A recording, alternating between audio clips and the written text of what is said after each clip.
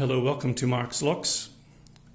What I have for you is another padlock from India. This one originates from the state of Rajasthan and would have been used by wealthy people to secure their fancy big Haveli houses.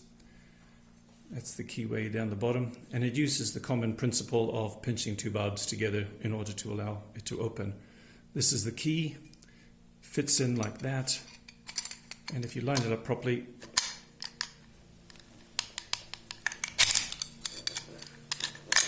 like that, I was a bit low there, this will come off. And if I actually show you those two parts together, you can see how this will pinch the keyways together inside the lock to allow it to extract.